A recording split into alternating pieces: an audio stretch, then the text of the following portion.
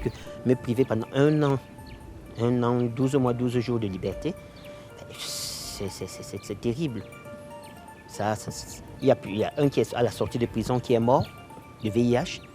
Les conditions alimentaires et sanitaires sont terribles.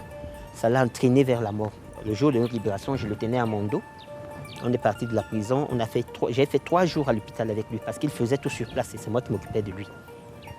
Sa famille l'avait rejeté. Au bout de 3 jours, il a rendu l'âme.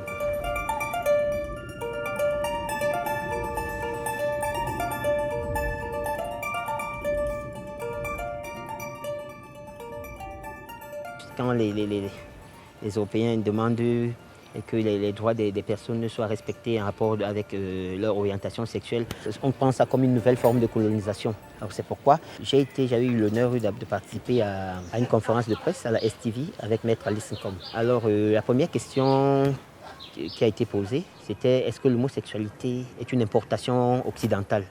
Est-ce que ce sont les Blancs qui ont amené l'homosexualité au Cameroun? Alors, tous les autres ont pris la parole. Ils ont dit oui, c'est les Blancs, c'est Internet, c'est le câble satellite, c'est les voyages que les gens font là-bas qui ramènent des pratiques.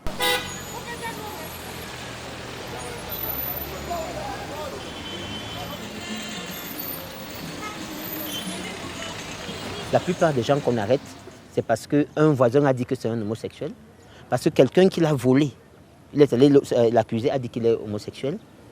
Parce que un policier a vu que quelqu'un est efféminé.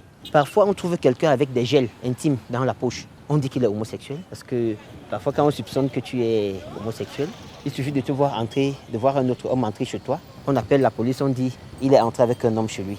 Et beaucoup d'autres personnes, des malhonnêtes, ils profitent pour traquer des gens, pour leur soutirer de l'argent.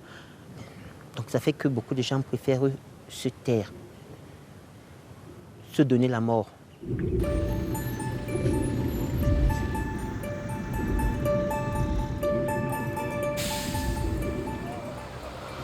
Nous tous. Peut-être au bout d'environ 10 jours, ils nous ont envoyés auprès du procureur. Il nous a fait signer le mandat de dépôt. Nous sommes descendus à la prison. Entre-temps, pendant qu'on était au commissariat, le lendemain, ils ont fait venir des chaînes de télévision, 3 chaînes, qui nous ont filmés. Ils nous ont forcés. Ils ont tapé, menacé. Bon, on a signé le mandat de dépôt, on est allé à la prison. En arrivant à la prison, beaucoup ont été tapés. Vraiment tapés à coups de matraque, à coups de ceinturon, avec beaucoup de pression. Le juge a demandé même plusieurs fois que nous soyons auscultés, qu'on nous fait des analyses de nous pour s'assurer que nous sommes homosexuels. Parce qu'il n'avait aucune preuve. Donc il fallait qu'il force les preuves. Au bout de 7 mois, notre juge décide de nous acquitter. Mais le procureur, qui était très homophobe, une femme, elle a refusé de nous libérer. Elle nous a gardés en prison. Nous avons passé 12 mois, 12 jours en prison. C'était difficile, quelques-uns ont été violés.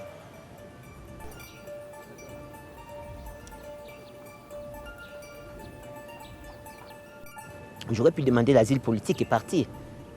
J'aide beaucoup à avoir l'asile politique. Mais non, j'ai dit, si tout le monde part, qui fera quoi?